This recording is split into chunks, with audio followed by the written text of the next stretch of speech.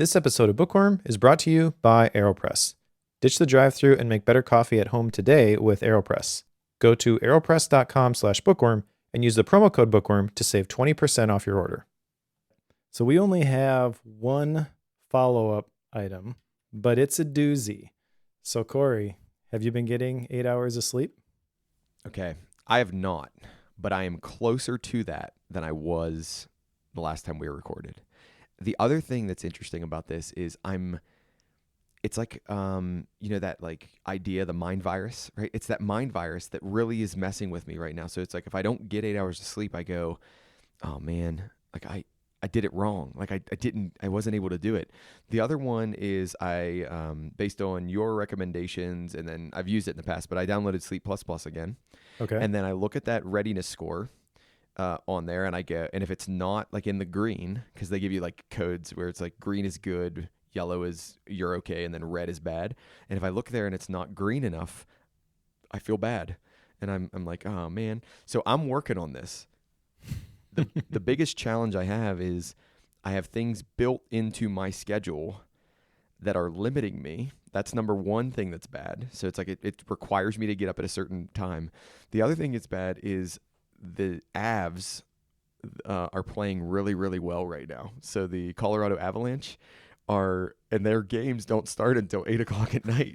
So if I ever want to watch any part of an Avs game, I mean, I may as well kiss my 8 hours of sleep. Just absolutely goodbye.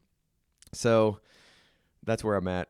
It's what I think is overall it's better. The thing that I'm actually kind of surprised about was when the readiness score shows more green, I actually feel better in the morning. So I don't know what that algorithm's doing, but it seems pretty accurate in terms of, man, if I'm in the green, I actually wake up and roll out of bed feeling a lot better than if it's, one of those closer to red colors. So Nice. So that's been pretty cool. Yeah, to be honest, I haven't looked at the sleep readiness score I guess it's not sleep readiness score, just the readiness score, right? Mm-hmm. In a very long time. Because if you get up in the morning after a rough night of sleep and it tells you you're not ready for the day, like, what are you going to do with this? This is not actionable information. I know. Not going back to bed. You're absolutely right. And at the same time, I'm a sucker for somebody's made up algorithm that is supposed to tell me something important. So yeah. Well, Sleep Cycle does that too, but because I use Sleep Cycle on my watch, it's not quite as visible. I don't really interact with the Sleep Cycle app on my phone ever, unless I were wanting to go back and look at the charts from how well did I sleep over the last several days. But for the most part, I'm just setting the alarm. It's going off in the morning. It's saying, hey, congratulations, you're ready to start the day. And I'm like, yeah. Okay, thanks, Sleep Cycle. I will start the day. I will start the day. Overall, though, I think it's a good thing for me, right? I think getting more sleep is better than not getting more. And I was always one of those people that was like, no, I'm good on 5 hours. Like I can power through. So we're going to continue this trend. I'm not going to keep it as a follow-up item, but we're going to continue this trend of, we're shooting for 8 hours every night. And how do I do that? Thankfully for me, so not everybody has the luxury that I have, but the semester is ending like as we speak. So I'm in the very last parts of the semester. So my summer looks very, very different. And if I'm ever going to get a chance to kick the tires on this thing, it'll be over the summer where nobody really makes me be, anywhere unless I want to be. So that's a good part. Have you noticed generally overall any difference in like how you feel going into the day now that you're just cognizant of I'm trying to get 8 hours of sleep? Because you mentioned that you used to think that you could just muscle through on 5, for example. Yeah. So I think even if you're not getting, a great 8 hours of sleep, you're still getting more sleep. Has that had a positive effect? Yeah, it actually isn't in the morning. It's in that dip in the afternoon. The Okay. dip doesn't feel as low, right? So there were times there, where, I mean, it was, I don't want to say hard to keep my eyes open. I feel like that's too dramatic, but it's like you feel just really, really tired. Yep. And this one is like you still feel tired, but that dip doesn't go nearly as sharp or as steep down. So I like that a lot. I think the other aspect of it would be that tail end of the night where, like I don't feel like I'm I'm hitting a wall as quickly as I would hit a wall before. So we're gonna keep it going, and we're gonna see how it does. I mean, I'm more interested in the 8 hours of sleep, not from a do I feel tired standpoint, because I just addressed that with coffee, which I understand is a vicious cycle, but I just addressed that with coffee. But mine's more for the other health effects that he was talking about, like stress control, blood sugar regulation, like those type of things. I think Sure. if I can even see a marginal improvement, not see it, but like if my body can experience a marginal improvement there, okay, that's a win. That's a win for me. Nice. And speaking of coffee, we had a very interesting pro show today where we talked about roastery tours and coffee brewing. So if that's of interest to you, you can support the show and get access to the pro feed, which has extended ad-free episodes. So, all right. I don't think we have any other follow-up items, though. You ready to jump into today's book? I am ready to jump into today's book. All right. So today's book is Super Thinking by Gabriel Weinberg and Lauren McCann. And it's a big book of mental models. And this came onto my radar. I shared a little bit last time about how this had been recommended to me previously. And then when I saw it in my office that I share with a friend of mine at the local co-working space, he's a designer for DuckDuckGo. We started talking to him about it. He's like, oh, that's the Gabriel Weinberg. He's the CEO of DuckDuckGo. I'm like, oh, interesting. I use DuckDuckGo on all my devices. I like the company. I like what they stand for, and I really like mental models. So I decided that we were going to go through this one. A couple of my favorite books have been books about mental models, and I'll call out specifically The Great Mental Models, Volume 1 by Shane Parrish and Rana Baubin. That was my introduction to this topic. And that one, it's interesting because there's nothing original in there, but it was the first time that I had heard some mental models like the map is not the territory described in detail, and it really resonated with me. So that's kind of what I thought I was getting into with this one. However, I don't think it's fair to compare those two books, because the Great Mental Models you can see on the Amazon listing. It's a big physical hardcover book that actually is custom printed by Automatic, the people behind WordPress. It's a very nice cloth bound cover. It's a very impressive looking book, but the whole book covers like 7 mental models.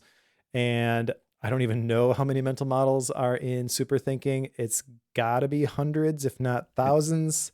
It's 338 if the source I read was correct. Okay. He says over 300. Like they say over 300 in the book, so I think the source I found was 338. Yeah, that's probably true. Although I think that there are some models that they talk about that they don't actually call out as mental models. So the way the book is written is interesting. They basically say at the beginning, whenever we talk about a mental model, we're going to make it bold. So your antenna are up like, hey, pay attention. This is a mental model. The whole thing is kind of written like as a narrative story. They just flow from one section to the next, and they go from one model to the next. There's no like clear sections where like, oh, we're talking about a different model right now, which is why I say there were some that I saw like they're using these terms and they're not bolded. And I'm like, hey, that's a mental model too. Yep.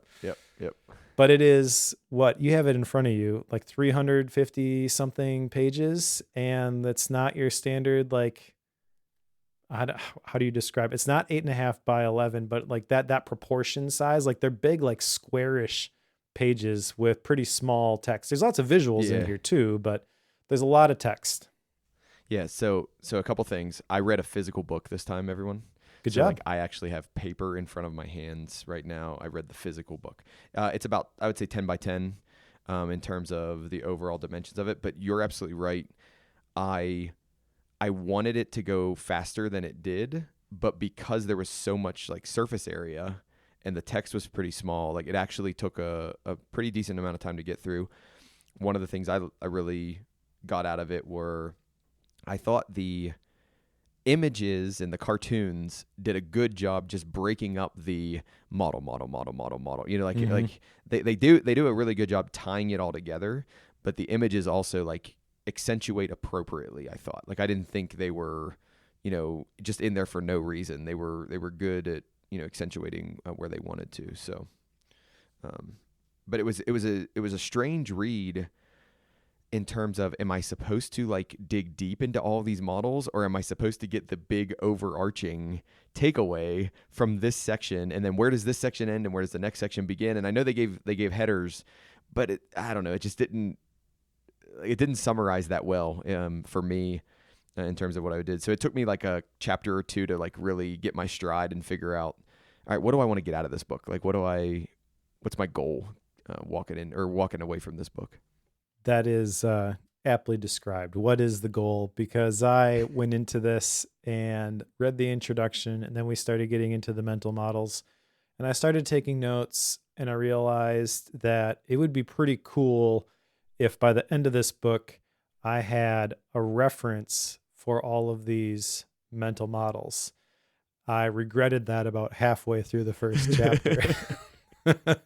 So Mike and I try not to text too much about the books, but like in between the shows, we like to save it, right? But like I started doing this, and then I didn't make it very long, and I was like, this is exhausting, and I can't do this. I have to just read the book and then highlight some things that are important. Yeah, that's what I should have done.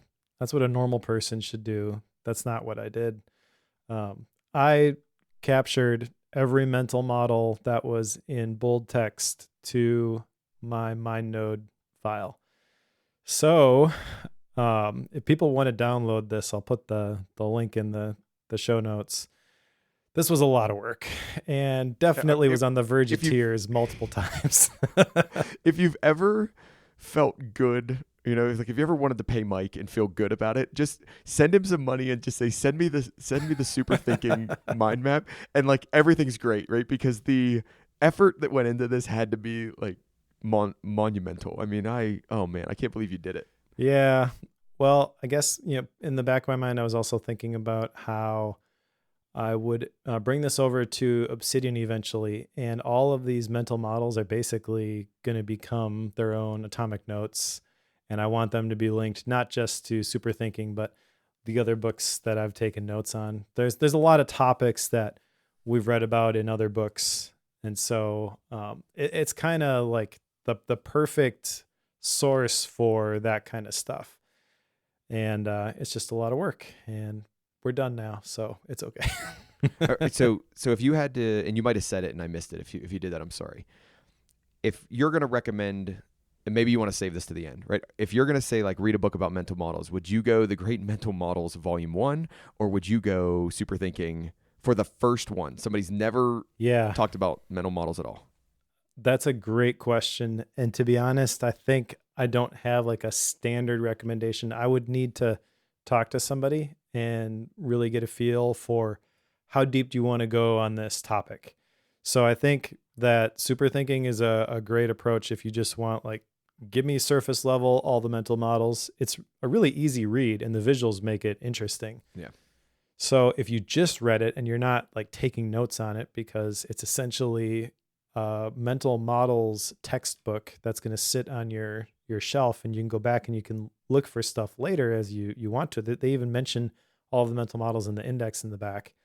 Then I think that's probably my recommendation. But if you are like, I really want to get introduced to like how to actually apply these mental models, the Great Mental Models are probably better, because they talk at the beginning about how you need to collect these models, and then you have to learn how to use them in certain situations.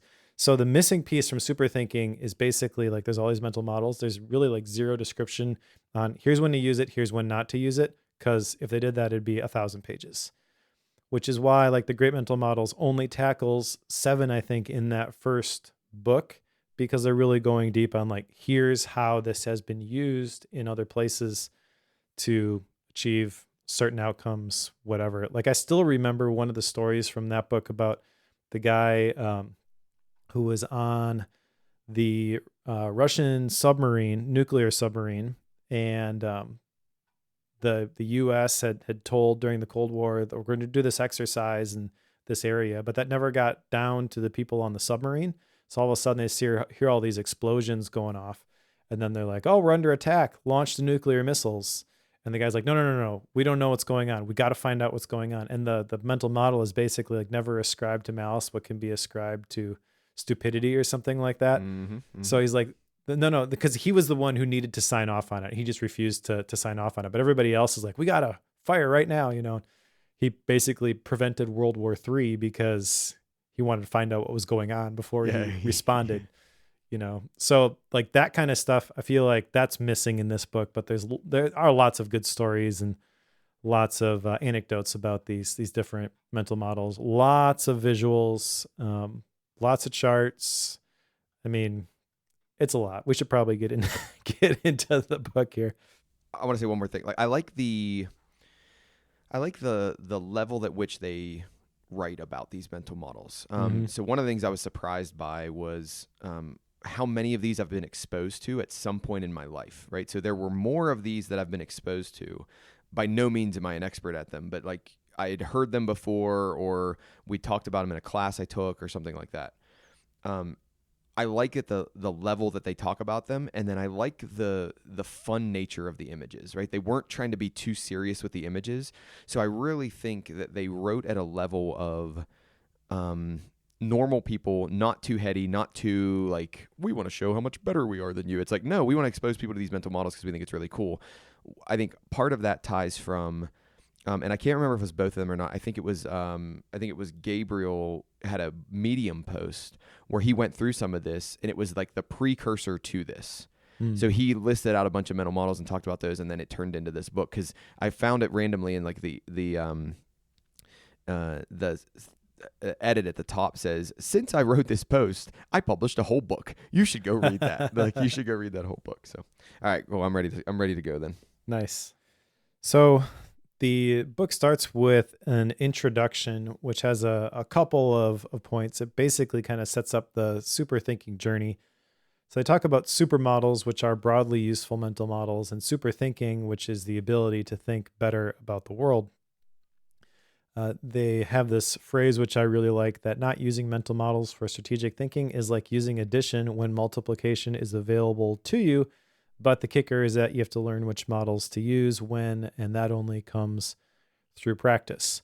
So just like the Great Mental Models has their own thing at the beginning, which is kind of making the case for why you should even care about these mental models, super thinking is doing the same thing here. It feels a little bit less like I remember the first in the Great Mental Models, they were talking about the lattice work that you hang these mental models on. Like it's very visual, the imagery, and this feels just like a lot more practical. Like, hey, you got to use this stuff if you want to be effective, and you got to learn it. And now for the next 300 something pages, we're going to teach them all to you. Yeah. So good introduction, but not real deep. Yeah, I agree. I like that they tie into Charlie Munger quote that he gave at one of his a commencement speech or somewhere at the University of Southern California Marshall Business School, and basically says you've got to have models in your head. You've got to have a Raven experience, both vicarious and direct, on this lattice work of models, right? So basically, he calls out that models, but then later they refer to it as this book is that toolbox. It systematically lists, classifies, and explains the important mental models across the major disciplines.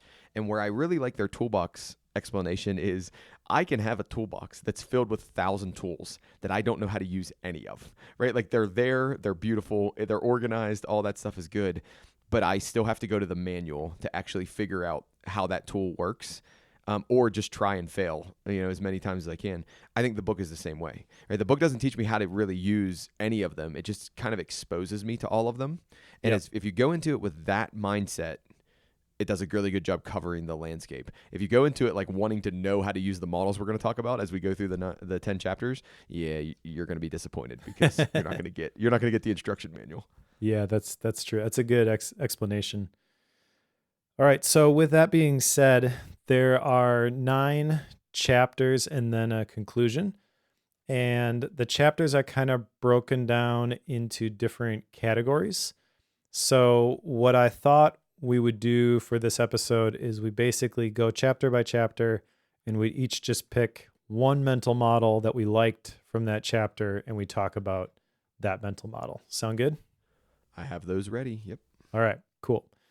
So the first chapter is being wrong less. And I guess if I were to describe these, they're kind of like the elementary mental models. Like these are the big ones that you should know right from the beginning. And starting with inverse thinking, unforced errors, anti-fragile, like these are things that we've heard talked about before, even if we've not used those terms before. And remember, it is written in very much of a narrative style. So it's not like a section on this mental model, then another section on the next mental model. They kind of all blend together, which, just as an aside, props to them for writing it that way. That must have taken so much more work when they had their big list of all the models and how are we going to tie all these together. Like that, it's impressive. I agree. Yeah. That being said, though, the one that I wanted to call out from this section is the devil's advocate position, which is taking an opposite side to an argument, even if you don't agree with it. The reason I want to call this one out is because I've heard of this one before. Probably everybody knows what this is, but they shared a little bit of the history behind this.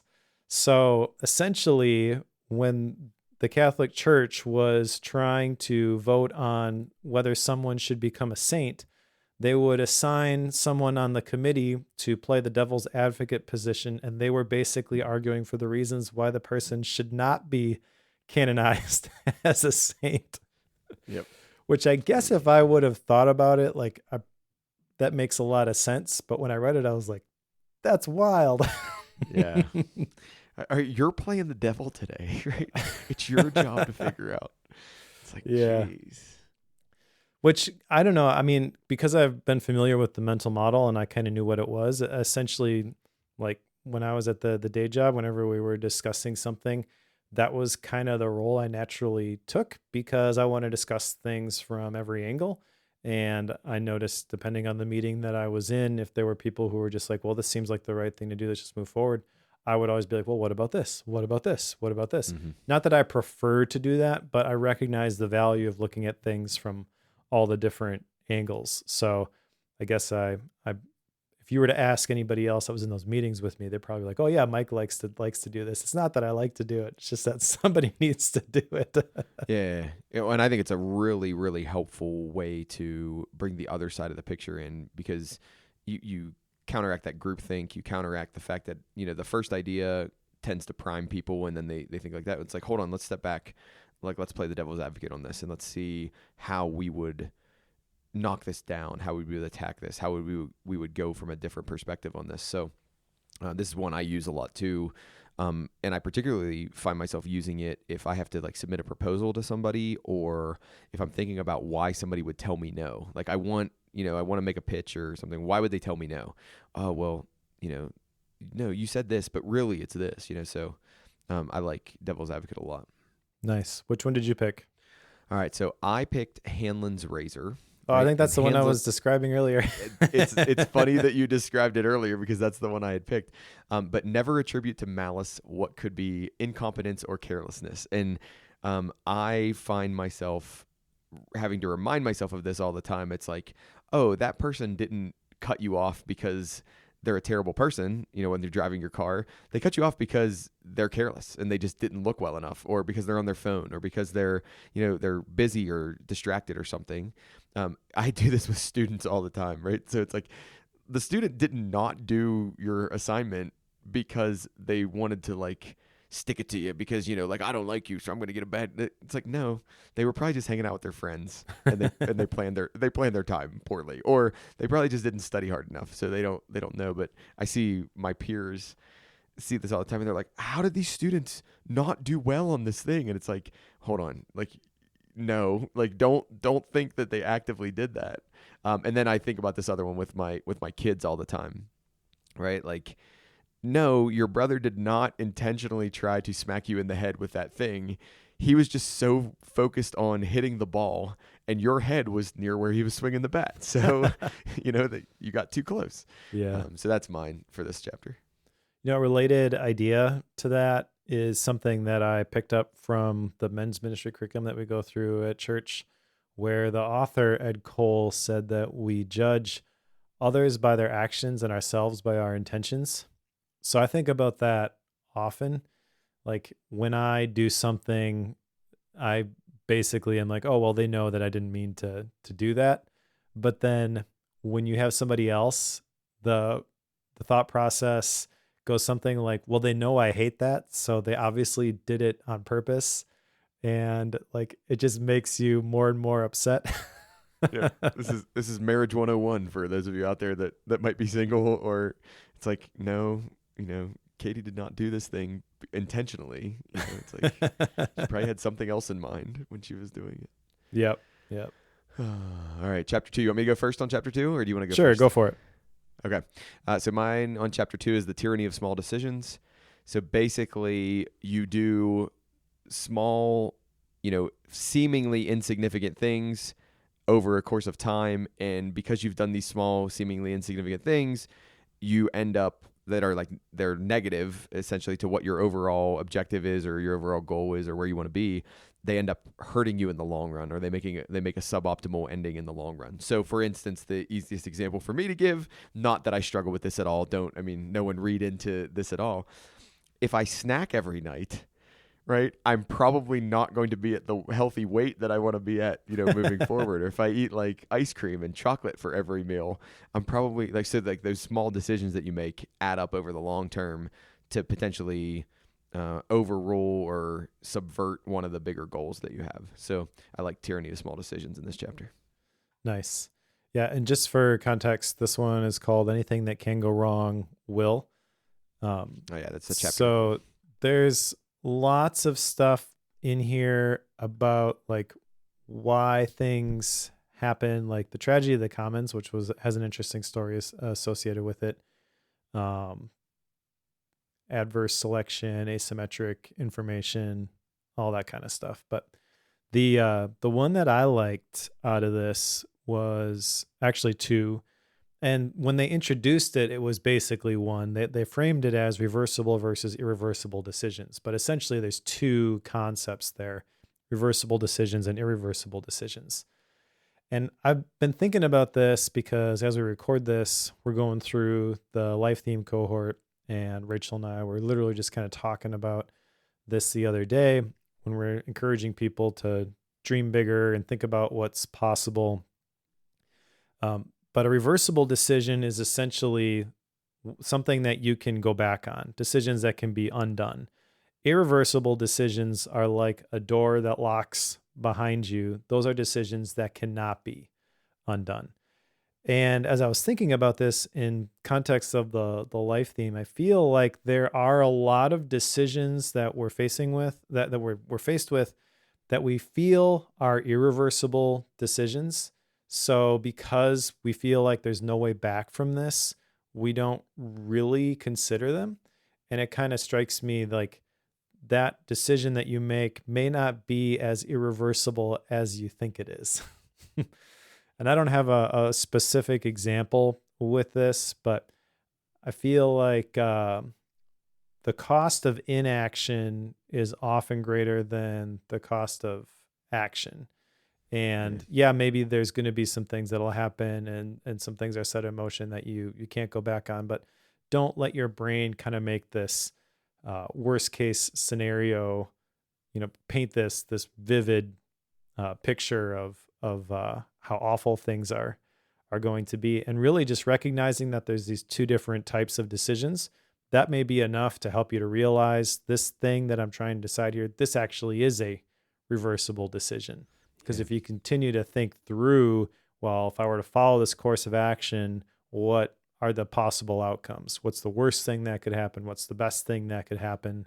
That's kind of the basis of the whole fear setting thing by Tim Ferriss. Are you familiar with that? Okay. Mm-hmm. Which we talked about in the life thing cohort. Like I went through that with Rachel when I was thinking about quitting the day job, except I didn't call it fear setting. I just was like, what's the worst thing that could happen if I left my job? And and she's like, yeah, that's the spirit. I'm like, no, really, what is the worst thing that could happen? Yeah. Like, oh, we're doing this now. Yeah. I didn't actually My say, let's go my through the fear setting exercise, but made her walk through it with me. And we realized basically that like I could go get another job. yeah. Yeah, my example right now, and it's relevant to the time of the year, is I get a lot of students that come out and they're like, I have to find the perfect job. And if I don't find the perfect job, and it's like, no, like find a job. And then if you don't like the job, like that's reversible, right? Like what do? You just stop working or you find another job, right? Like you can do that. My dad told me once, he's like, well, I was thinking about changing majors in college, right? And he's Cory, nobody put you in jail. He's like, the only thing you can't really get out of is when you get put in jail because you don't control any of that aspect. He's like, so you're not in jail, like you're okay. And I was like, Dad, that's wisdom right there. Like that's huge wisdom right there. So Yeah, it is. So that was good. Cool. Anything else from chapter 2? Nope. Then the next chapter, chapter 3, this one is all about spending your time wisely. And the model that I wanted to call out here is the top idea in your mind, which is basically when you concentrate intently on one problem or question. So I like this idea. I'm going to actually take a little bit different approach on this particular model because I have some different experience with this. But I do think that in general, this is a great idea. Like if you are trying to figure something out, you don't just need to find an answer. You need to just noodle on the problem for a while, and then your brain kind of unpacks this. I talk about this in the personal retreat stuff, where I ask a couple of questions as part of my personal retreat. I've got a video on the whole process, which I'll put a link in the notes if people want to know more about it. But I ask myself these 3 questions: what should I start doing? What should I stop doing? What should I keep doing? And those are purposely vague. And every time I spend at least 2 hours thinking about those. And every time I get a bunch of things after like 20 minutes, and my brain is like, okay, there, we checked the box. Now let's move on to the next thing. But when you have no other agenda, you can just continue to focus on that. So that's what I do. And then I realize about an hour and a half in, like there's a breakthrough and I get to a whole nother level. And then that stuff is the really, really good stuff, because that's kind of like when your brain is considering all of the possibilities. And a lot of that stuff is just like out of nowhere. This is never going to be something that I would actually do. But the fact that I wrote it down, it feels like I have more agency and I have more choice. And it's almost like when I go back, I've recommitted to the things that I really want to do, and I have more motivation and clarity to do them. And then I always force myself to pick at least one thing that I'm not doing. Okay, so the top idea in your mind, where you concentrate intently on one problem or question. I'm actually going to pivot this to Richard Feynman had a thing, his 12 favorite problems. Are you familiar with this concept? I am, yes. Okay. Yeah, so I actually have a note in Obsidian of my 12 favorite problems. Oh, nice. So these are not problems that you need to be fixed quickly. They're not easy, but they're things that I glance at every once in a while. It's like, oh yeah, I'm still kind of curious about how that's going to turn out. I don't put any pressure on myself to like fix this now. And by doing so, I find that I'll be somewhere doing something completely different. And then it's like, oh, now I get it, and then okay, so now I can check that box. But it's weeks, months, maybe even years down the road. And it's almost just like you've primed the pump. So you've moved stuff into like your random access memory, and then your brain continues to work on it in the background. And then all of a sudden it gets the breakthrough. So I think this is a cool idea where you have that stuff kind of like loaded up in your mental psyche. Just don't put the pressure on yourself to like, okay, this is a task to be completed. Yeah. Mike, I can't remember what book it was, but it was one since I've started the show that talked about diffuse thinking, right? Like there's the proactive thinking and then the diffuse thinking. And I think it was Learn Like a Pro, wasn't it? Probably.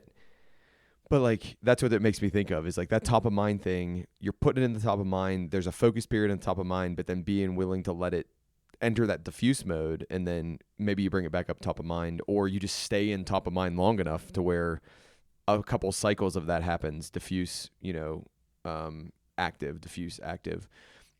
Okay, cool. So mine on this one, and I cheated. Fully admit that I cheated on this. So, folks, you got to understand, like, there are a ton of mental models in every one of these chapters, and you're reading them in a narrative fashion. So my cheating on this was all of the focus models. So that would mean there's a focus on the vital few activities. Top of mind, I would say, is a focus mental model. Book time on the calendar, right? For deep work, that's a focus one. Decide ahead of time what quality level is acceptable. That's a focus one, right? Because that ties into my focus. So it's like I might be faking this a little bit, but the idea, the chapter is titled "Spend Your Time Wisely," and this is, I think, a theme as well in my life right now. Is like sometimes I feel like I'm not focused enough. Like I'm not like I'm too many places. I'm a little too scattered. So focus is an area where if I had an action item, foreshadowing to where we're going.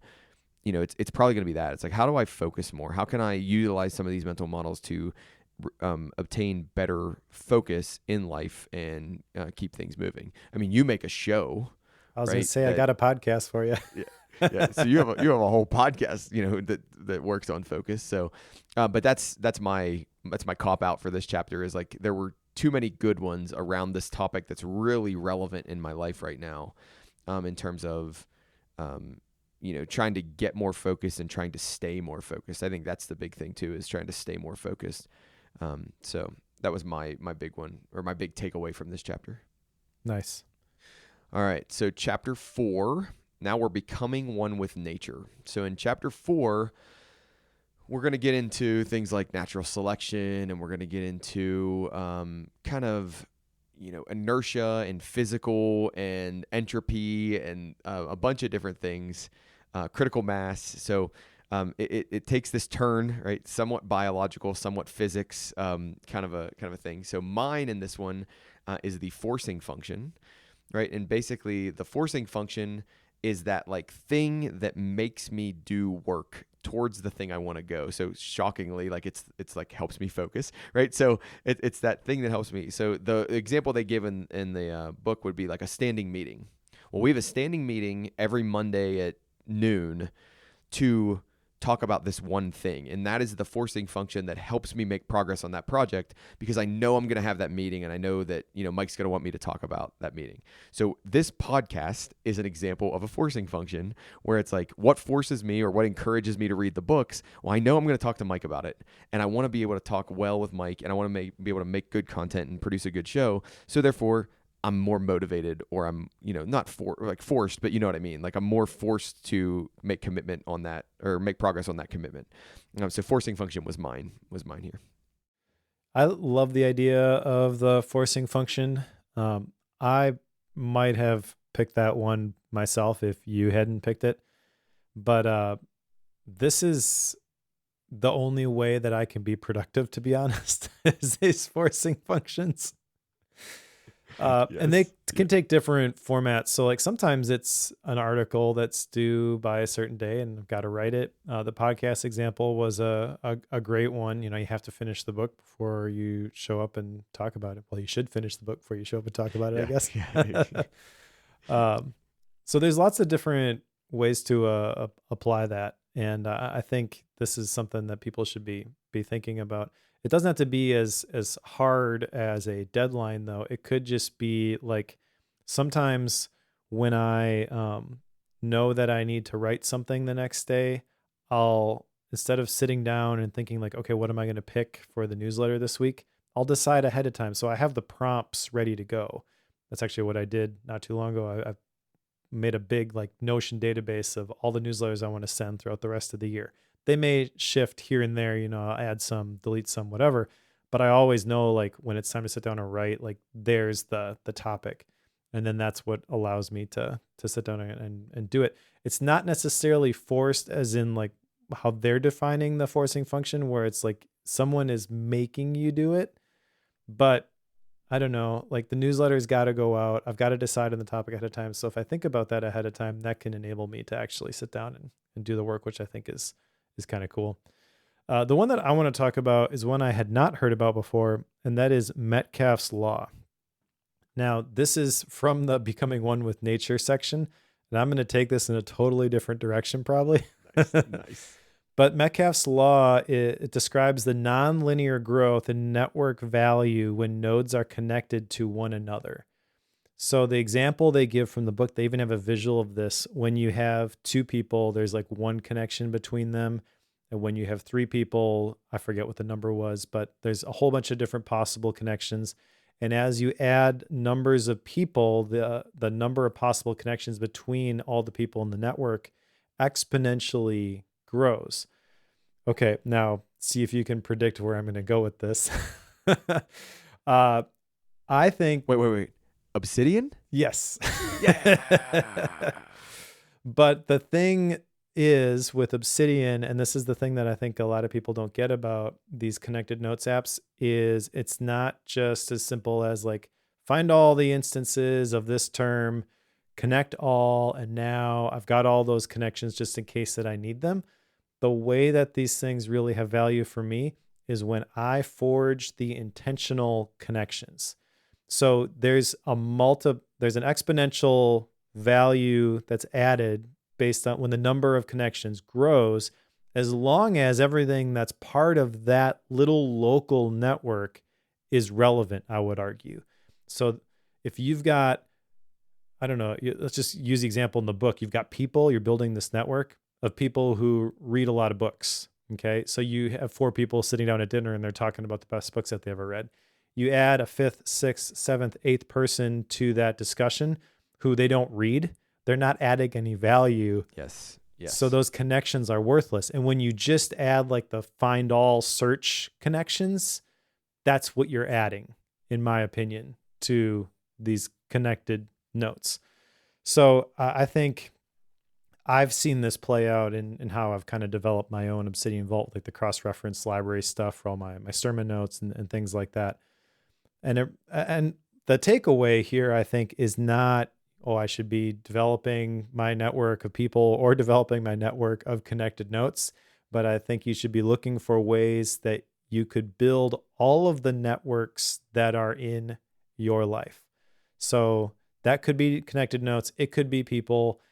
I don't know. There's probably 100 other variations of this that could present themselves. But I think that the takeaway, the thing that I'm noodling on and the thing I want people to think about is the power of these networks when they're built intentionally, and then go about trying to intentionally build those networks.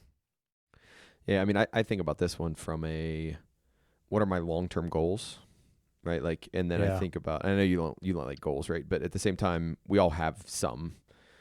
Is it true, or is it fair to say you don't like goals? I feel like you've said that in the past.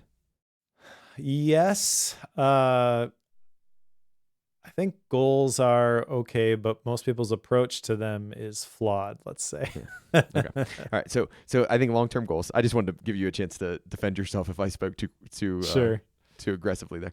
But, I think about this long-term goal and I think about like, okay, well, there's a network of resources or people that will help me achieve that goal. So the more, and I love what you said in terms of it has to be relevant resources or relevant people, because I can just bring in random resources and that doesn't help me achieve the goal at all. But if it's relevant and I have more of those, there's a much higher chance that I'm able to achieve that goal. So it's like I like Metcalfe's Law, even though it was kind of created very specifically around like networking and like Ethernet communications. I like how it applies in a bunch of other places. And that's probably why it has staying power, right? Is because it's one of those mental models that, yes, it was made for a specific thing, but it has it has application in a bunch of other different areas. Yep. This episode of Bookworm is brought to you by AeroPress. I'm thrilled to have AeroPress as a sponsor because I am a self-professed coffee snob, and the AeroPress has long been one of my favorite ways to make a delicious cup of coffee. Now, if you've never tried an AeroPress coffee before, you're in for a treat because AeroPress uses a completely unique brew method. It's kind of like a cross between a pour-over and a French press, and because of that, you get a completely unique and exceptionally delicious cup of coffee that you can only get with an AeroPress.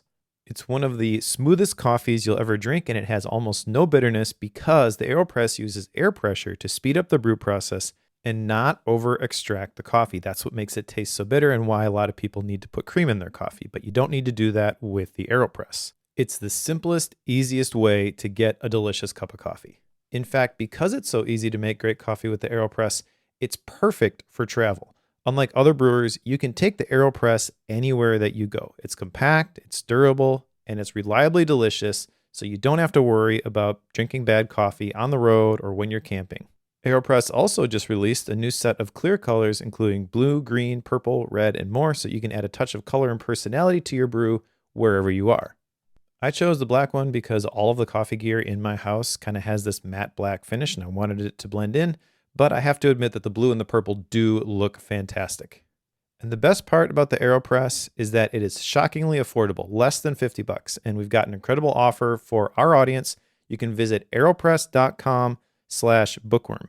That's aeropress.com/bookworm and use the promo code bookworm to save 20% off your order. That's aeropress.com/bookworm, and be sure to use the code bookworm at checkout to save 20%. It's time to ditch the drive-thru, toss the French press, and say yes to better mornings fueled by better coffee. AeroPress ships to the US and over 60 countries around the world, and we thank AeroPress for their support of the Bookworm podcast. Okay, so number 5, lies, darn lies, and statistics.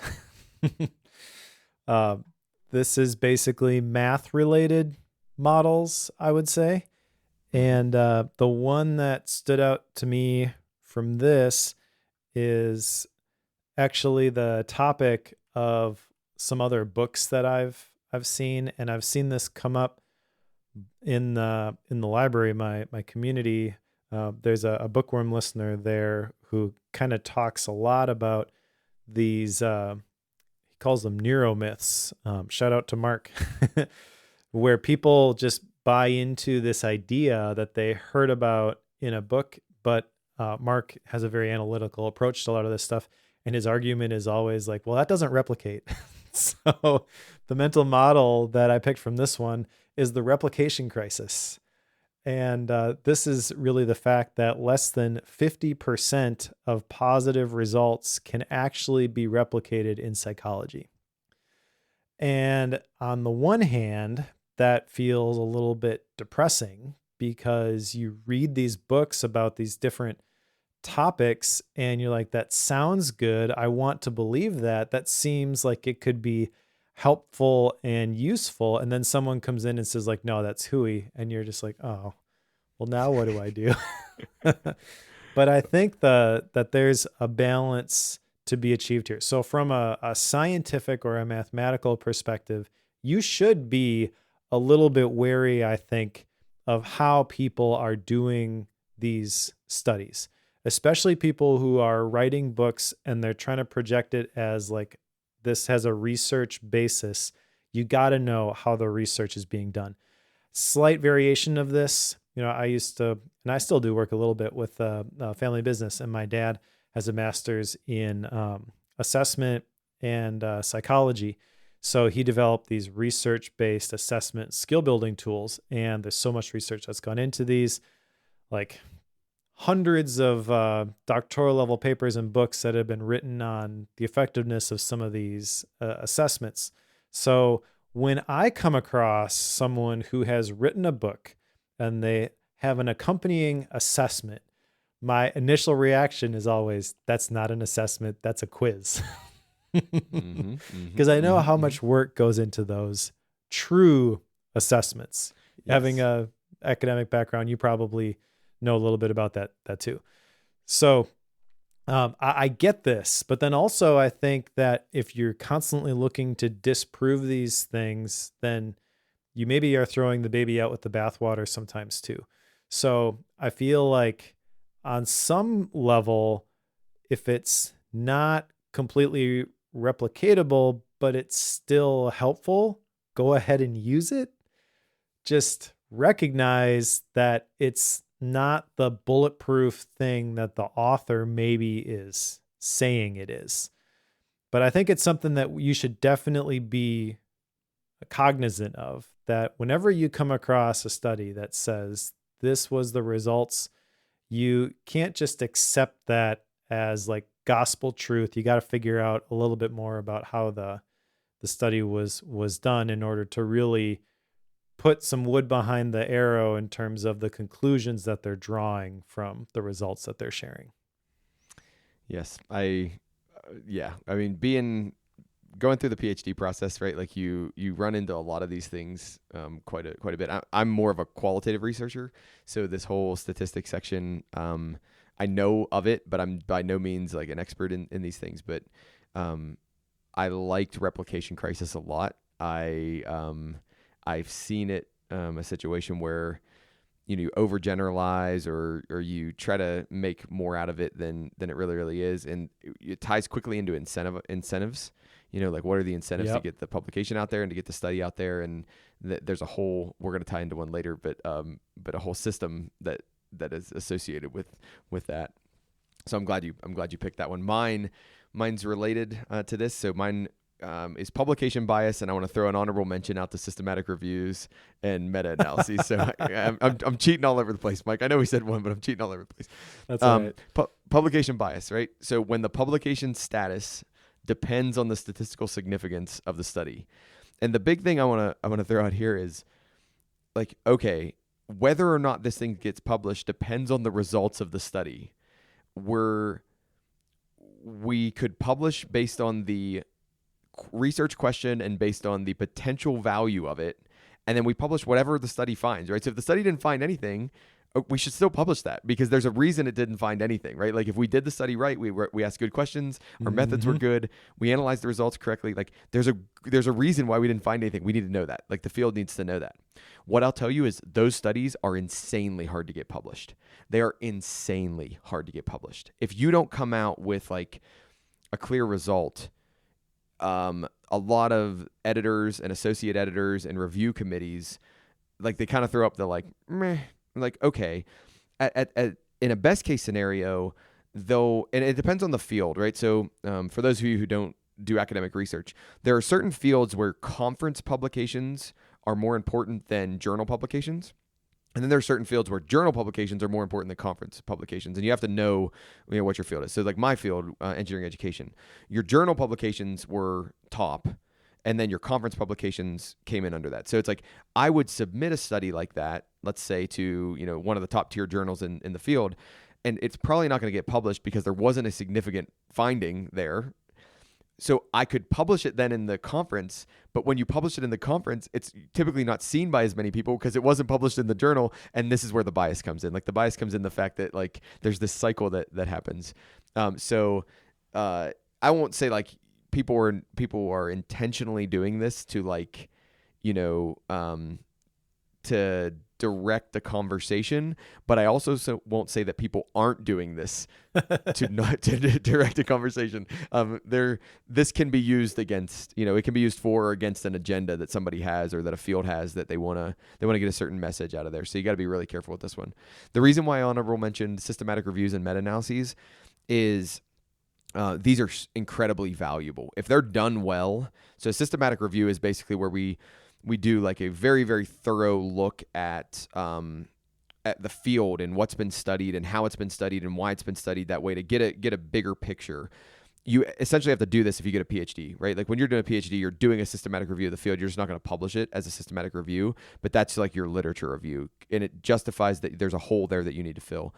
The meta-analyses are essentially when we take a bunch of secondary data sources from a lot of other places, and then we try to run new analysis on that, and we run an analysis on top of the existing analyses to do a different study, and those can be really, really valuable as well because the researchers designed the study in a certain way, they collected the data in a certain way, and then you're coming in, and if you're doing it correctly, you're coming in and doing a legitimately valid study on like secondary data, if you will, like on data that might tell a story and might not, and I think those are really valuable too. So this was a fun section for me to think about and think back to my days of old in the research world. Yeah, I want to go back to the publication bias that you mentioned because I feel like the larger point with that is to recognize that everybody's being incentivized by something and just asking what are the incentives for this particular person. Now, with the publication bias specifically, in terms of the publications, there was a really funny comic that they attached to this. I don't remember it. I forget the specifics. It was something like green jelly beans cause cancer. That was what they were trying to prove. Yeah. And then they kept asking the scientist, and he's like, there's no correlation between green jelly beans and cancer. There's no correlation. It's like 20 frames of that. And then at the very end, they have the newspaper. It's like, green jelly beans cause cancer. Yeah, that was a good one. I like that one too. Yeah, I like that they gave it a whole page too, right? Like that whole comic just gets its own page. Yep, it was worth it enough in the author's mind. Right. All right. So the next chapter is decisions, and it's basically a set of mental models to think about how we make decisions and how we can make them better. I'm a big fan of this chapter as well. I thought there were a lot of good, interesting decision-making models here. The one I'm going to call out today is systems thinking. So I am a faculty member. I have a master's in industrial and systems engineering. We study systems thinking. Publication bias, everybody. Yeah, well, it's just a matter of like this hits so close to home. I love this model. And I think if people thought in systems more, it would change the way they think, right? Like, so if you would actually come in, I won't go as far as to recommend the causal loop diagram, stocks and flows. Like I took a class on that, a grad level class on that. Man, it is a whole nother way of thinking about the world, right? Like it is really, really out there. But Donella Meadows, that's her name. Yep. She has a book on systems thinking, and it's really, really good. Yeah. I think we covered that one at one point before you joined the show. Okay. Yeah. And it's a really, really good primer on systems thinking. So if you want to run into that, but basically like, hey, we need to think more broadly about the connections and about all the players in this. And I don't even know how to summarize systems thinking because it's this whole like concept or this way of, kind of viewing and approaching the world. But like one of the ways I do it, I guess this is the best way I can give you an example. So I can basically take any system and I can think about it as inputs, value-added processes, and outputs. Yep. And I can do it with any system. So it's like, okay, there are going to be inputs into the system. We're going to do value-added processes to this, and then outputs will come out. And what we want is we want the outputs to be better than the inputs, or we want the outputs to add value in some way. And that is systems thinking, right? So now I start to analyze it. I say, what are all my inputs? What are all my value-added processes? Can I make those better? Can I make my inputs better? Right? Can I get my outputs out in a different way? Channels, marketing, and all that stuff, right? So if like Mike thinks about MikeSchmitz.com or Obsidian University or any of that stuff, I mean, we could think about it as a system, and what other system does it interact with, and how does it interact with those other systems? And so I'll stop now because I could nerd out about this for a long time. So could I. In fact, during the Life Team cohort, we just shared our document that Rachel and I made with family core values and stuff like that. And I shared that when we sat down to do it back in 2017, I wanted to call it Schmidt's Family Standard Operating Procedures. Nice. And she said no. So I think we landed on like guiding operating principles or something like that. It's just kind of like a vision document, like what's the relationship that we want to have with our kids, stuff like that. But to your point about everything being a system, like that was my approach to that, is like, if we want to have this output when our kids are older, there's inputs and processes that have to be optimized for that. It's not going to happen by default. You have to be intentional, hence the intentional family, So yeah, I love that. We're going to have to pick another systems book at some point because I would love to nerd out about that again. Maybe we'll do the one I did in grad school, and you'll learn about stocks and flows and how to model stocks and flows and simulate those. Oh, I remember stocks and flows from thinking in systems. I was like, this is the one part of this book I don't like. that might have been the hardest. That might have been the hardest grad class I've ever taken because it was just so foreign to, like, oh my gosh. And then when you added delays into there, and we were trying to like model the housing market, it was wild. Sorry. All right. So my model here, and there's lots of them I could have picked from this one. This was actually the one I had the most trouble picking one specific model from, but I didn't cheat, unlike somebody else on this Zoom call, who shall remain nameless. I picked unknown unknowns, which is what you don't know, what you don't know about what you don't know. Let me say it that way. And I picked this because this has been my independent creator journey in a nutshell. Okay. It's like, well, okay, so I got to do this and then I do that. And then it's like, this isn't working. Why isn't it working? Oh, there's another thing I didn't Yep. know was a thing. And now I got to figure that out. Okay, well, we figured that out. Why it's still not working. Yep. Oh, Yep. there's another thing that I didn't know was a thing. I mean, before we even recorded for the pro show, so we have a separate version of this that is we call the bootleg. It's the entire call from the moment that we connect, and I walked you through this thing called a deadline funnel for new people who sign up for the Obsidian University Starter Vault. Like, I just built that today because I didn't realize that was a thing until I talked to somebody a few weeks ago, and they're like, "Oh yeah, you should totally do this." It's like, oh, actually, that makes a lot of sense. Yeah. So, how do you apply this? I think it's always asking, what is it that I'm not seeing right now? Because it can be easy to focus on, well, this is the problem that needs to be solved. That is a problem maybe that needs to be solved, but there are lots of other things, kind of couples with systems thinking. There are lots of other pieces of this system that aren't very obvious when you're so focused on one piece of the machine. So I guess this is like a reminder for me to be taking a step back and to look at things a little bit more holistically, and kind of always asking myself, where are my blind spots? What am I not seeing in whatever the system happens to be? So it doesn't have to be the business. I mean, this is the whole idea behind the discipleship model at our church too, is like, you don't recognize your blind spots, but other people can see them real easily. Yeah. So when everyone comes together with the intention of, we're going to call this stuff out and we're going to challenge each other to be better, that produces fruit in everybody's life, as long as everyone's there for the same purpose. They bought into the process, the reason for the system. So you can apply systems just about anywhere. Just be careful of what you don't know about those systems. All right, ready to move on to the next one? I am.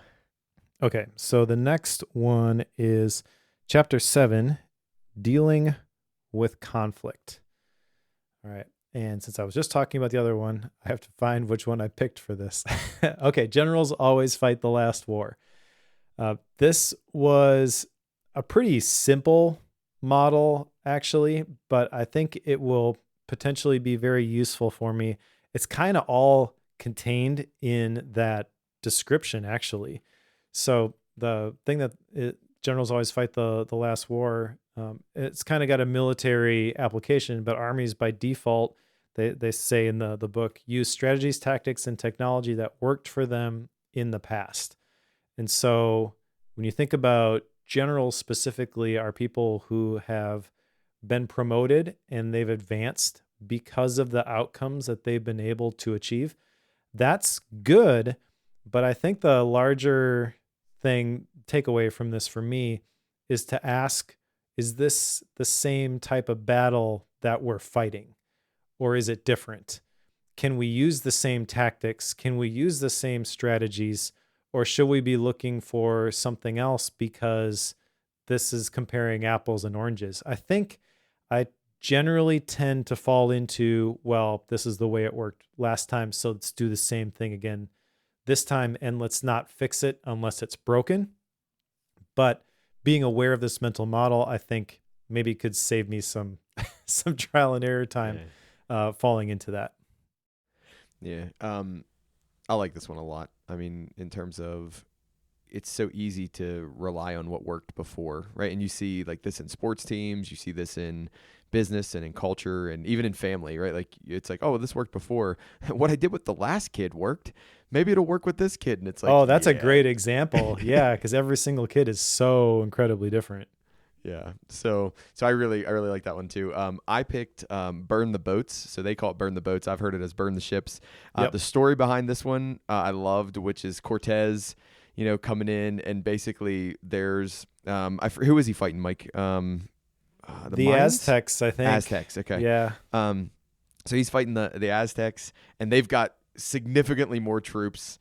He's got this like measly force of 600, and he's basically and they call out the fact that he didn't really burn the boats. He just like sunk them and made it to where, hey, there's no getting out of here. So we're not retreating. You're either gonna fight or die. Basically, is the failure is not an option. Yeah. Yes.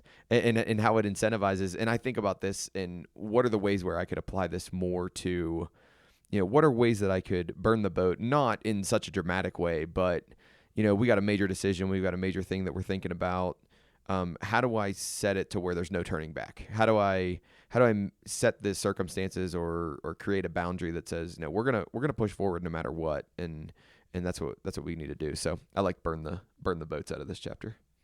I actually, when I was thinking about leaving the day job, there was a book that I read called Burn the Boats. I forget who it was by, but essentially it was a whole book devoted to that concept. If you're going to go out on your own in terms of business, you have to make sure that you don't leave yourself a path back, that retreat is not an option.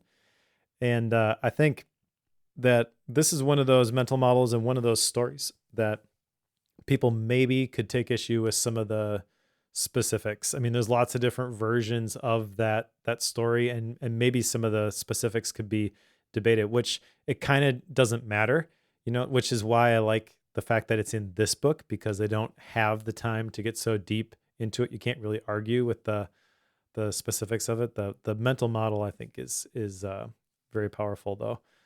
I think you should also, though, be wary of applying this one. Like, it's very effective in specific situations, and then maybe don't use it the rest of the time.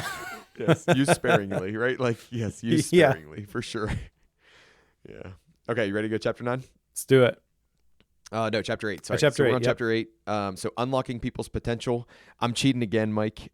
Listen, I'm sorry. I did my best. If you wanted me to pick one, I'll pick it. Here it is. It's basically there are three types of people: commandos, infantry, and police. Now I'm not going to talk about that one anymore. But I like that's the one. That's the one I like: commandos, infantry, and police. But what I like about this chapter is basically it stresses the importance of culture, and I'm learning more and more in life that culture is so important. That they have a model here, and the one I'll actually pick is what is it? It's something along the lines of like culture. Culture outdoes strategy, right? Like, or strategy is defeated by culture, right? So we can have the best strategy in the world, but if we have a terrible culture within the organization, the company, the team, the project, whatever it is, we're hurting. And I don't remember if it was in this book or where it was. It had to have been in this book, but I don't remember if it was for this example or not. But they talk about the dream team and the dream team coming together, and like how they had a bunch of individual players. And while they might have had a great strategy and a great team to like win the Olympics with that dream team, the culture was a bunch of individual players who knew how to play as basically the all-star on their team, but they didn't know how to necessarily play as a supporting player, or how to play this certain position, or how to contribute to the whole team. And this has been so, I don't know, just so real in my life, where it's like you see culture and you're like, man, that is a good culture. I'm seeing that culture over there thrive. Like, that is amazing. Yeah. And you're like, oh, and I'm seeing that one where they technically should win everything. Like, they should be the best at everything, and they're just not, right? Like, they're kind of chasing their own tail because of the way their culture's set up. So that was what came out of chapter 8 for me. All right. Well, since you're interested in culture, I'm going to do you a favor with the next book that I'm gonna pick. Yeah. Put a pin in that, though. The one that I want to talk about from here is the Dunning-Kruger effect, which is this model describing the confidence people experience over time as they move from being a novice to an expert. So there's a visual for this, which I'm going to describe. On the y-axis, you have confidence. So as you go up, you get more confident. And then on the x-axis, you have experience. So as you go to the right, you become more of an expert. Now the graph goes from I have no experience and I have zero confidence. As soon as I get a little bit of experience, it spikes way up. And it's like, I am confident. I have totally comprehended this topic.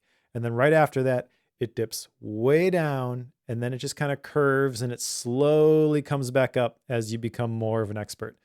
This, I feel like, is my productivity journey in a nutshell. Yep. As soon as I start writing stuff for the internet, I feel like, oh yeah, I got this. And then all of a sudden it's like, you don't know anything. And slowly I'm developing a little bit more confidence, like, hey, maybe I do actually have something to add to the world. It is also every graduate student's experience ever, especially if you're in a doctoral program and like you see this when you go and you're like, oh, that person's a first year grad student. And then Yep. you're like, oh, that person's a second year. But tied to this, and the model that they talk about right before this, so maybe I am cheating a little bit here, is imposter syndrome, which is where someone's plagued by feeling that they're an imposter and they're scared of being exposed as a fraud. And I feel like this graph shows why imposter syndrome is a thing. Yeah. And I feel like imposter syndrome kicks in when you actually have experience. So this is actually encouraging to me and everyone else, hopefully, that is dealing with imposter syndrome. I hope it's encouraging to them too. It's almost like the fact that you are experiencing imposter syndrome actually means that you don't have to worry about it. If you Yeah. weren't experiencing imposter syndrome, then maybe you aren't very far on this journey. And then you should be questioning whether you actually know what you know. But if you are, I think it's likely if you are experiencing this imposter syndrome, it's because you've gone up that spike, you've come back down, and now you're working your way back, which is actually the thing that gives you the credentials to talk about the thing that you're talking about. And whenever you're talking about something in terms of imposter syndrome, this is kind of the way that I kind of overcome it, is I don't try to profess to be the world's leading expert in whatever. It's just, this is what I've learned. This is what works for me. And you create and you talk about things that would help you from 2 years ago. You know, Mike 2 years ago would have loved this piece of advice. Yeah. And it's not prescriptive as like, you should do this. It's really just, this is what worked for me. And maybe you want to try to do this too. That's cool. And that was a great example of how the narrative nature of this book, like I wouldn't have been able to call that out, but the fact that you called out the tie between imposter syndrome and the Dunning-Kruger effect, like that was really, really, man, that might be the best example of how they tie together that I can remember in the book. Like, Yeah, it was really good. agreed. All right. So the last official chapter, chapter 9, is on flexing your market power. And this is kind of getting into economics and markets and things like that. There's some really cool models in here, but the one that I wanted to call out is the jobs to be done. And this is actually the title of a book that I have on my shelf. So again, just evidence of the fact that there's a whole lot more depth you can go into with these. Are you familiar with the concept of jobs to be done, Cory? No. Okay. So I'm going to give a brief, hopefully brief description here. It's a model that was introduced by Clayton Christensen. And we read a book a long time ago of his called The Innovator's Dilemma, which when we read it, I was like, this is a boring book, even for a business major like me. Like, this was not very good. I don't ever want to touch this again. And since then, I've realized how great that book was. And The Innovator's Dilemma is kind of talking about how like companies like Kodak, who invented the first digital camera, they're so attached to the thing that's making them money that they can't embrace the new technology. So that's who Clayton Christensen is. Now, this jobs to be done model, I've actually heard this from a YouTube video. I'll try to find this and put it in the show notes. But there was Clayton Christensen was like a business professor at Harvard or something, really, really smart business guy. And he was sharing about this project that they were doing with, I think it was McDonald's, and they were trying to sell more milkshakes. And he was, so his firm is working with McDonald's and they're considering all the options. Do we put more sugar in it, more chocolate flavor, whatever? And Clayton Christensen is like, that's the wrong question to be asking. Let's interview some of these people who are buying these milkshakes. So they start talking to the people and they find out the people who are buying these milkshakes, most of them are bought early in the morning. Most of them are bought by people who are on their way to work. Most of them are bought by people who are alone in their vehicle. Okay, so the last time you didn't buy a milkshake, what did you do instead? And it was, I had a donut, I had fruit. And essentially what they realized is that people were buying these milkshakes because they had a long commute to the office, and they wanted something that was going to pass the time in traffic, and wasn't going to leave them feeling hungry when they got to work. Okay, well, at this point now we can change the design of the straw and sell more milkshakes because it's more effective for the job. The question that they're asking was, what job did you hire that milkshake to do? I've actually kind of ripped that off, and I talk about that story in my practical PKM cohort when I ask people, as you're building out your PKM stack and all the different apps that you're using for whatever purposes, what job did you hire that app to do? Okay. Because you hear about, oh, this app has these new features, and it's like, oh, well, I should totally do that. But you don't want to just add things. You don't want to just chase these shiny new features. If it's not solving a problem, if it doesn't fit into your systems, like it's not actually beneficial to you. So this whole jobs to be done, I mean, this asks you to figure out what the real job that your product does. He's talking about it from a marketing perspective, but I feel like this is a mental model that I really like and can be applied a lot of different ways. So why are you doing the thing that you are doing is really the big takeaway here.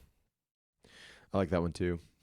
All right, so mine is going to be only the paranoid survive, because I think this overcomes that kind of lackadaisical nature that you get when you've been successful or when things are kind of comfortable, and you have to remember, like, I don't like the word paranoid. I actually like that part of it gets me, but like this idea, I like the idea that it brings up is like, okay, I should be thinking about what's next. I should be thinking about what's next. I should be thinking about what's next. Or I should be thinking about, like, if I'm running a business, who's coming up against me? Like, who's coming up against me? And I need to be able to counteract that, or I need to be proactive about that. And I think this gets us out of that malaise that can happen when we're doing well and the engine's running and everything's going really well, but we stop innovating. We stop, doing that thing that's going to get us to the next level. And in the example that he gives, it's Kodak, and how Kodak basically owned the photography market. And then as digital cameras came on, and as, phones their cameras got better in phones, like they basically just stopped like paying attention to what was happening behind them or around them, and next thing you know, they're kind of out of it, like they're out of the camera market. So I thought this one was good, and it makes me think about, like, what are the areas where I need to think about, like, okay, paranoid, like where should I be paranoid? And like to go back to parenting, something's vying for my children's attention, right? And I need to be paranoid about that, and I need to be paranoid about the fact that, like, they're going to give their attention to something. Am I helping them give it? Am I encouraging them to give it to good things, or am I encouraging them to give it to bad things, or am I neglecting that? And like that's really where this one triggered for me, is like I need to be paranoid about where my kids' attention is going, and how do I help them put that in the right places? Yeah, I mean, that's kind of at the heart of the approach we've taken with the devices. We've got this mantra: create, not consume. We don't mind if our kids use devices, but we don't want them to just mindlessly consume things from the endless feeds. So if you want more time for good notes, that's fine. If you want to use it to, like, I pay Toby to edit the podcast, like, that's cool. Computers are really powerful tools, but let's use them with the intention of making something. It kind of changes the interaction with the technology, and hopefully, I guess jury is still out, but hopefully by doing that, we've helped crease them into like positive uses of the technology. That's really what we're after. And we want to model that ourselves too. Like, we don't want to let the machines steal from us, but we also don't want to just, completely avoid the machines because you can do all this bad stuff on it. That's not effective either. Anyways, this isn't the parenting podcast. So No, sorry, I didn't mean to take us down that route, but that was all right. My example. Maybe we should have you and Katie come on the Intentional Family sometime. That'd be cool. I'm fine, right? I'll be there. You're gonna have to convince her. All right. The last chapter, not really a chapter, but section of the book is the conclusion. It's very short, couple pages. Two things I jotted down from this. One is the cargo cult, which is where people think that imitating what they see from technologically advanced people will bring them wealth. And then the circle of competence. This is really the one that I think is worth maybe discussing a little bit, where you have knowledge or experience and are competent to think effectively about something. And this is not something that I have an action item associated with or anything like that, but it's something that I'm always kind of asking myself. The circle of competence, if I get real specific with a topic, for example, that I want to make a YouTube video on, I feel like then I feel I can add value to the world. But if you just think about big picture stuff, like let's just talk about productivity, for example. Who do you think of when you think of the productivity guy? Maybe it's David Allen, or maybe right now it's Ali Abdaal. And if you try to compare yourself to somebody like that, you're like, I'm just not going to do anything. They know way more about this than I do. Who am I to speak to this? But if I can drill down specifically into something like the PKM stack and helping people apply values-based principles to their personal knowledge management workflows so they can be more productive and creative, it's like, oh, okay, now I have some competence in this area because this is what I've been doing and this is how I've been able to do it. So I think recognizing that circle of competence, that's important, but also I don't think it's cut and dried or as obvious as maybe it seems. Anything else you want to talk about from the conclusion? No, you pegged mine too, right? So circle of competence was, and it was more of a check for me to say, hey, are you operating slightly outside that circle of competence in the area where they say is bad? It's the bad zone where you think you're competent, but you're really not. And I want to think about that, and it's like, where am I trying to do that, but I'm actually not competent in there, and then gain those skills if I want them. Yeah, basically stay in your lane. Yeah, exactly. Stay in your lane. Yeah. All right. Well, we made it. Good job. We did. That was hard. That was hard because there were so many models, and I like mental models. I learned from this book that I really like mental models. Yep, me too. All right. So, do you have any action items from this book? I don't think I do. Nothing clearly stands out, as something that I should do an action item on or, continue. I have ideas that come from this book, and I have things that I want to learn more about, but nothing that I would solidify into an action item from this book. Overall, I just enjoyed, reading it and either reviewing or learning the new models. Yep. I agree. I don't think there's anything specific from this. I think if you were to go through like the great mental models, you could possibly have an action item like, these are 7 models, figure out ways to use these. There's too many to do that here. So really the takeaway is if any one of these resonated, then you should be thinking about how might I apply that? And maybe through some of the stories, it would have sparked something tangential, but that wasn't the case for me, with one exception. I already kind of mentioned it. My upcoming book was mentioned in this one. So I'll get to that in a minute here. But before we do that, we need to talk about style and rating. So this was my book. I will go first. I really like the style. It is very different than what I expected. And just because I came into this basing my experience with mental models on the great mental models, there's 3, soon to be a fourth book in that series. And we've covered 2 of them for Bookworm. And I think I read the 3rd one. I can't remember off the top of my head. They're sitting on the shelf right over there. Great books. But those are kind of like the reference books. And that was kind of what I thought of. When you're thinking about mental models, it's going to be these things where we're going to dig deep on these specific things. And that's not what this book is at all. This is kind of like a cursory glance of all these different mental models. It's different. That's not necessarily better or worse. It just is. And I think, back to the question that you asked at the very beginning, you're going to recommend a book on mental models to somebody. Which one do you recommend? I really don't know. I will recommend you don't read this one and try to write down every mental model that they mention from personal experience. That's not a good approach. I think this one has a little bit more laid back, casual style. as supported by the visuals. I think this one maybe is more fun to read than the other books on mental models. But I also think there's a possibility that if you're really into the topic, you'll start reading about a mental model. It'll be the first time you've come across that. You'd be like, oh my gosh, this is amazing. And then before you really know what's happened, they've moved on to something else. When that happens, it's a little bit jarring. So I don't know. It feels weird to go into this, like super thinking the big book of mental models, read it for funsies. But that's kind of what you have to do. I think it's a really great book though. And I think, I don't know how much I will go back to it. I'm not sure how much I'm going to recommend it. I will say just by having it out and reading it the last couple of weeks, people who have been in my house, people who live here, and also people who just come over, like, oh, that looks really interesting. And they pick it up and they thumb through it. And I don't know. So for people who are they don't even know that they're interested in the topic of mental models, this is probably more approachable. So I think depending on where you are in your journey, that might change which one I would recommend. But I am very glad that I read this one specifically.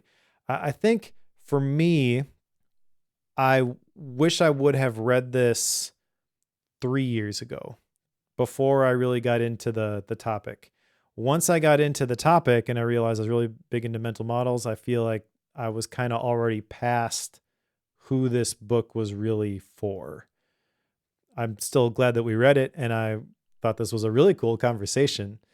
But if you're just trying to add more mental models to your toolkit, I'm not sure this is the best way to do it. I don't know. Like, I'm kind of dancing around and adding a whole bunch of caveats. It's like who this is for.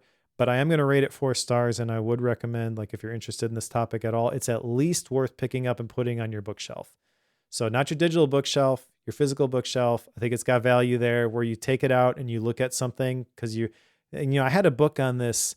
Wonder if I can find it. This is the book that you go to, you look up the mental model in the back, and then chances are there's a interesting visual or a funny picture that goes with it that kind of triggers something as a reference work.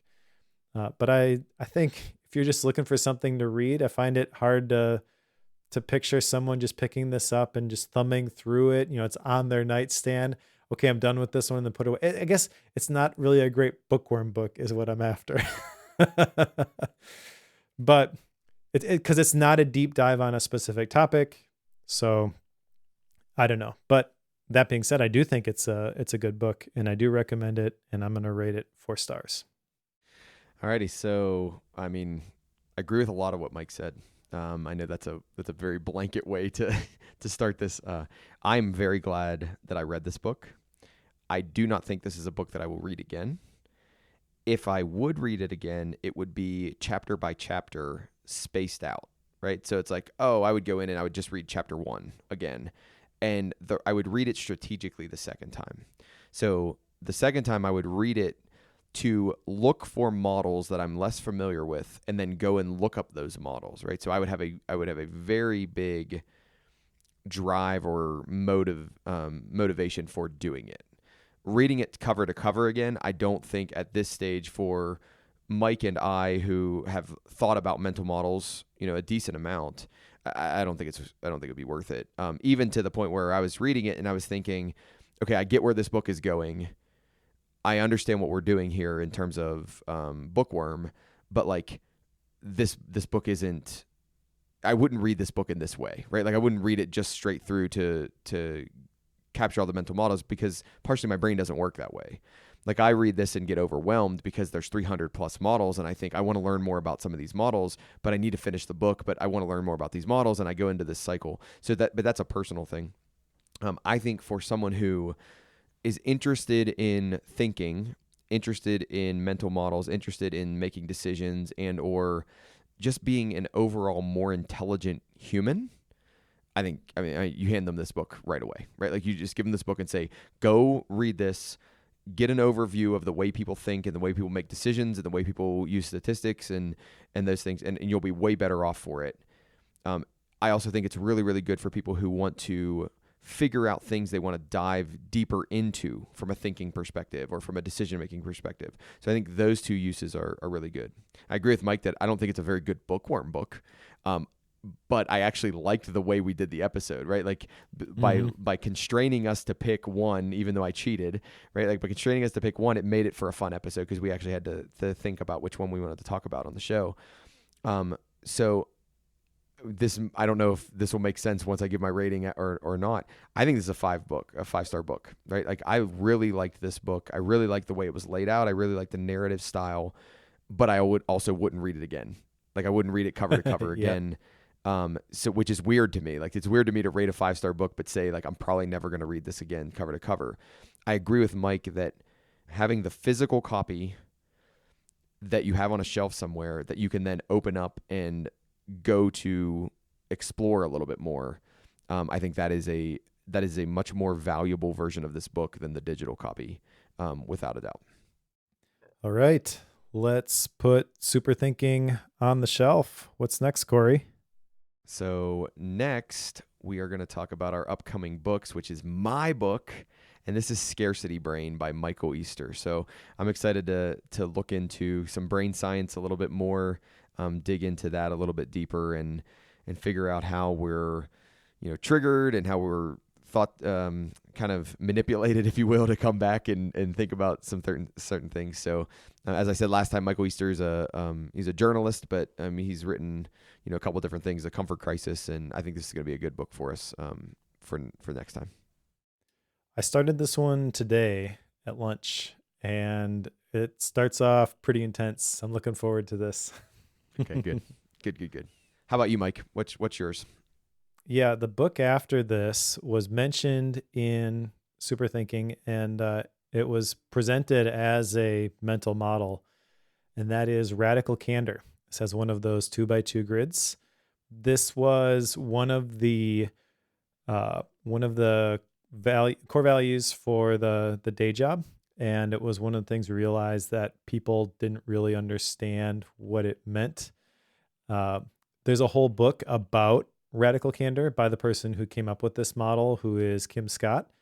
And it came up again when I think I told you a while back, I interviewed for like a director of operations role with David Perel, the writing guy with Rite of Passage. And in the job description, they talked about radical candor versus ruinous empathy, all that kind of stuff. And it resonated with me when I saw it in the job description, but then I realized that I've never actually read this book. I feel like I understand the model because I've gone through materials and like the abbreviated Cliff Notes version of it, but this might be a cool bookworm book. And I was thinking back to the Difficult Conversations book that you had picked before I knew that you were fascinated by like the company culture stuff. And I was like, oh man, this is perfect. Yep. I'm really glad you picked this book. Like I might be more excited about your next book than my next book, but at the same time, it's gonna be good. I've wanted to read this for a while. I saw this pop up, whenever, and I've wanted to read this for a while. So I'm really glad you picked it. Awesome. Yeah. So we'll do that after Scarcity Brain. You got any gap books? So I'm still working on liminal thinking. Like I really want to do liminal thinking, but man, the last couple weeks have just been a bruiser. So liminal thinking still. How about you? All right. Well, having started Scarcity Brain, I feel like I will have time for a gap book this time. So I have one that is a little bit shorter that I bought a while back. I've read Building a Second Brain by Tiago Forte. As part of that, he has this PARA method, and he actually has a book called The PARA Method, which is a bit shorter. And I really enjoyed Building a Second Brain. So I know this is, one aspect of that model, but I am looking forward to going through this book. I really kind of don't know what to expect. Part of me is thinking like, why does there have to be a whole book about this? So I'll report back, I guess. So I've read about the Para method, but not in book format, in like blog post format. So I'm intrigued to see what you say about Yep. the book version of it, or whether it gets too long winded. Yep. So we will see. All right. Thanks everyone for listening. If you want to support the show, you can do that and get extended ad-free episodes and also bootleg episodes, which are completely unedited and have the entire call from when we start recording or when we connect to when we hang up. Both of those are separate feeds that are available to Bookworm Pro supporters. So you can go to patreon.com/bookwormfm, and it's $7 a month. And when you sign up for that, you get access to both of those private feeds, which you can just drop into your podcast catcher. The extended ad-free episodes actually go out a day before the regular show drops. Those are completely edited. And then the bootleg gets uploaded as soon as we get done. So those actually come out a couple of weeks ahead of time. So if you want early access to Bookworm, then that is the way to do that. And there'll be a link in the show notes that you can use to go sign up. Thank you so much to everyone who is a Bookworm Pro supporter and is willing to throw some money at this to help us keep the show going. Really appreciate it. If you are reading along with us, pick up Scarcity Brain by Michael Easter, and we will talk to you in a couple of weeks.